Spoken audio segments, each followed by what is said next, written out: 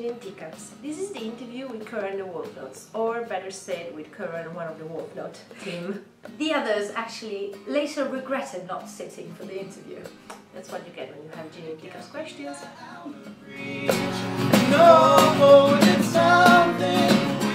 The first question was about producers. So, do they think they have a clearly recognizable and specific sound? And if so, is that why they wanted to collaborate with Stephen Street? That's a good question. I think the thing with Stephen Street is, you know, he's a great producer, and like he was definitely, you know, a massive innovator, especially for British guitar music, like when he was doing stuff like the Smiths and Blur.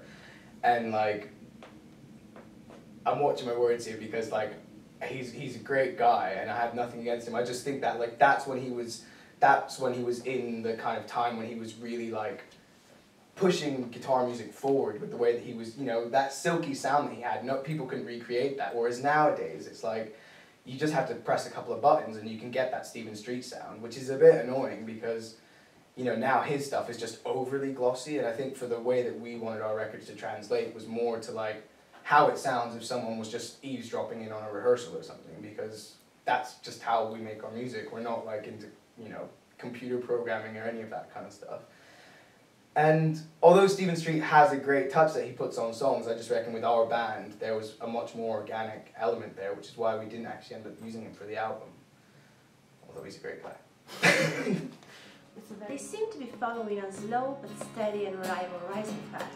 So we asked them how is that working for them and what is their relationship with London. Well, it's working out so far so good. You've got recognized a few times. I never get recognized. Like, I think I get recognized and then I just realize that people are like, oi, mustache or something, you know? But like, Tim actually gets people come up to me and they're like, I like falling. Like, yeah. I got they're recognized always on the bus recently. Like, I was on a really packed bus during rush hour, and some kid came up to me.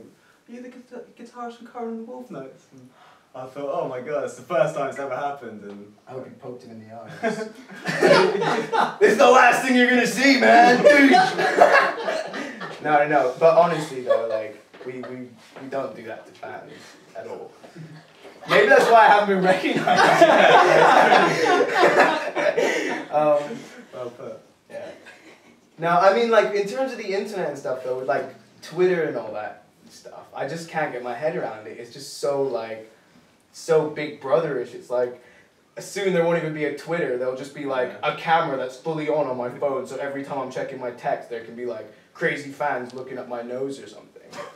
It's like, I'd much rather just go out and, like, people come to shows and come up to you. I'm happy to, like, stand outside of shows for 2 or 3 hours talking to people. But in terms of, like, having little tweets and stuff, I don't think we're really particularly that great.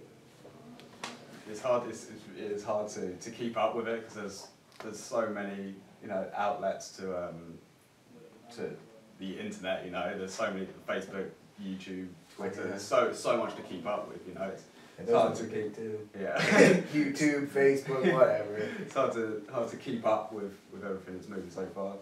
Yeah, FaceTime, that's what we'd like to have with fans. Come to the shows and we will talk to you if you want to come talk to me or Tim, and I won't poke anyone in the eyes.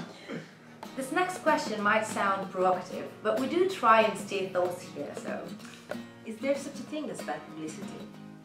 We like bad press. We like any press, you know.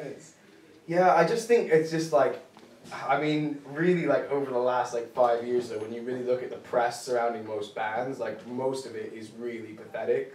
It's like, oh, this guy's dating this guy, and this guy's doing this, and they're working with this producer who did this massive album. It's like, that's bullshit. Like, what you need the producer who's getting big with a new band, and that's a new thing coming out. It's like, everything's got to have, like, for everything to get to this massive stage, you've got to like tick all these boxes where you've got to have like celebrity friends, work with classic producers, play the biggest shows, like play vintage guitars and all this kind of shit. I can't remember where I'm going with this now. What was the question?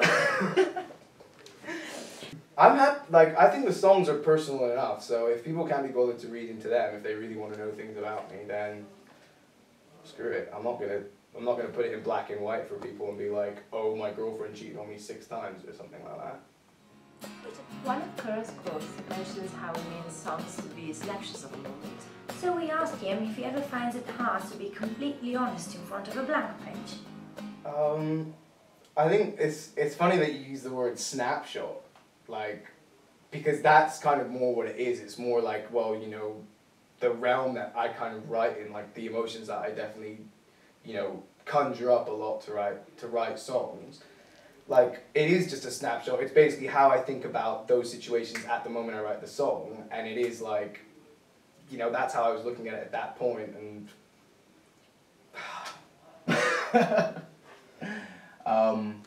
yeah. Well, I think it's more everything's done in retrospect, you know, like, and I think most of the songs have, like, if it is something that happened, it's the first verse will be how it happened, the second verse will be how I felt about it afterwards initially, and then the last, you know, the last section will be like how I feel about it all balanced out, if you know what I mean, in a kind of third person kind of perspective. If that makes sense. It will changes by the end of the song anyway, so. Yeah. Still on writing, is it more important for people to get the actual meaning right rather than interpreting a song through their own experiences? So is music a statement or the beginning of a two-way communication? Well, I think like any story, like you're really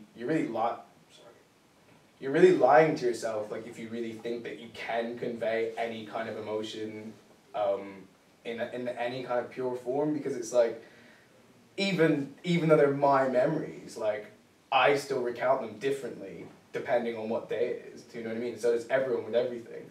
And I think like what I try to do is like to try and keep honest to the lyrics, is that the things that I will write songs about are not the things that I go and tell stories to people in the pub. Because if I'm writing a song about, oh, I went out and got pissed and got off with this chick, that's probably a story I'll go and tell to 1 million people. And by the time you've told it to that many people, the essence of what really happened in that story is kind of dissolved.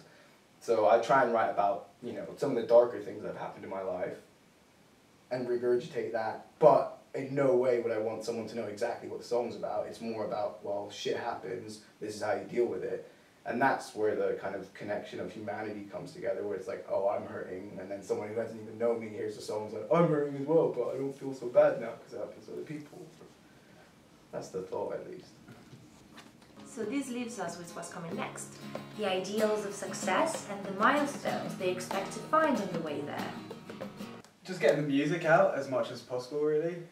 Getting as many people to hear it in an explosion, I guess, of Kurran and the Wolfnotes, and it's taken some time to do, but it's definitely all about the music and the songs and how the songs speak to people and how people interpret those songs. Was that pretty much the question? Yeah, it's definitely like a balance between like, you know, we want to like make sure that the records we make in the future are still like what we're feeling at the time, and whether we decide to go in like a heavier direction or whatever we decide to do, and it's kind of hoping that whoever's into the band now is going to still be into the band, and that will make more fans along the way, or however that normally works. Like, I'd hate to turn into a band that only writes stadium songs now, because that's what we feel like we're like, but I'm sure we might want to write one or two. It'd be nice to fill out the stadiums along the way. We hope you've had as much fun watching these as much as we had filming it. Now all you have to do is stay tuned to Gin In Teacups, because there's so much in store. And until then, bye! Good, I'm happy with that. Well, you see, the thing is that... This is the best interview ever! One of the last times we were sitting in a